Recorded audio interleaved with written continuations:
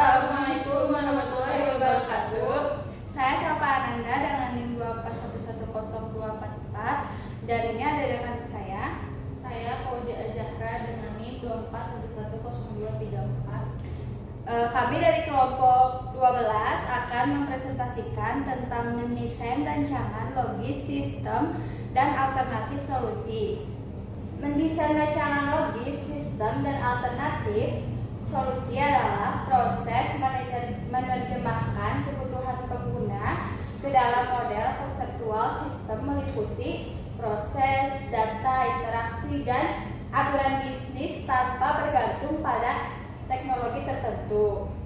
Selain itu, analis sistem juga menyusun dan membandingkan beberapa alternatif solusi, misalnya build, buy, atau cloud, lalu mengevaluasinya secara rasional berdasarkan biaya, risiko, dan manfaat untuk merekomendasikan solusi terbaik. Dan untuk selanjutnya ada model logis sistem. Di model logis sistem ada model proses dan juga model data. Model proses menggambarkan aktivitas dan alur kerja sistem secara logis.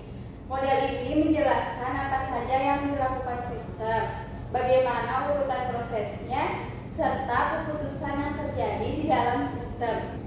Contohnya digambarkan menggunakan DFD, use case diagram, atau activity diagram. Nah, untuk model data menggambarkan data apa saja yang dikelola sistem beserta hubungan antar data.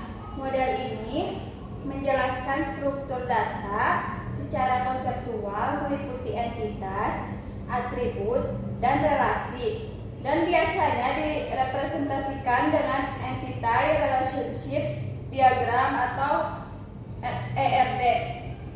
Dan selanjutnya akan dibacakan oleh rekan saya.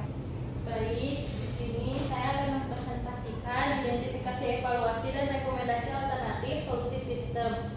Alternatif solusi sistem merupakan berbagai pilihan pendekatan untuk memenuhi kebutuhan sistem yang sama dengan perbedaan biaya, risiko, dan manfaat. Alternatif tersebut meliputi pengembangan sistem baru di build, modifikasi sistem lama, penggunaan perangkat lunak siap pakai, serta solusi outsourcing atau berbasis cloud. Yang kedua, ada evaluasi alternatif solusi sistem. Evaluasi alternatif solusi sistem dilakukan dengan membandingkan setiap pilihan berdasarkan kriteria tertentu agar keputusan yang diambil objektif dan rasional. Kriteria tersebut meliputi kelayakan teknis, ekonomi, operasional, risiko, serta fleksibilitas dan skalabilitas sistem. Yang ketiga, ada rekomendasi solusi terbaik. Penentuan solusi terbaik dilakukan berdasarkan hasil evaluasi dengan mempertimbangkan biaya, manfaat, risiko, dan kesiapan organisasi. Solusi yang direkomendasikan adalah yang paling sesuai dengan kebutuhan pengguna, bukan semata yang paling murah atau paling canggih. Rekomendasi ini menjadi dasar bagi manajemen dan mengambil keputusan secara objektif dan rasional. Lanjut, di sini ada konsep logical system design. Ada karakteristik utamanya. Yang pertama, teknologi independen. Yang kedua, fokus pada proses bisnis, data, aturan bisnis. Yang ketiga, mudah dipahami oleh stakeholder, non-teknis elemen yang dipresentasikan yaitu oleh input, proses, dan output. Contoh desain logisnya seperti peminjaman buku, contoh desain fisiknya seperti web atau mobile. Lanjut, di sini akan dipresentasikan oleh Selva. Nah, untuk selanjutnya ada komponen utama logical system design. Nah, ini meliputi model proses, menggambarkan aktivitas dan alur kerja sistem. Lalu selanjutnya ada model data, menggambarkan struktur dan hubungan data. Lalu selanjutnya ada model interaksi, menggambarkan hubungan antara pengguna dan sistem. Dan terakhir ada aturan bisnis, kebijakan, dan batasan organisasi. Untuk kesimpulannya, mendesain rancangan logis sistem alternatif dan solusi merupakan tahap penting untuk memastikan sistem yang dikembangkan mampu menjawab permasalahan secara efektif dan efisien.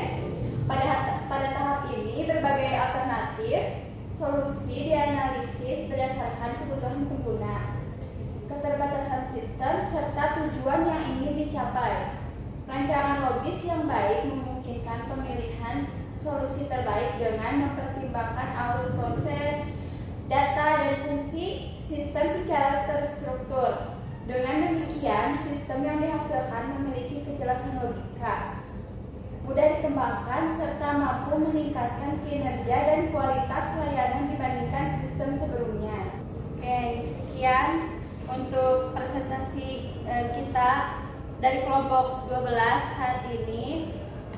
Terima kasih. Wassalamualaikum warahmatullahi wabarakatuh.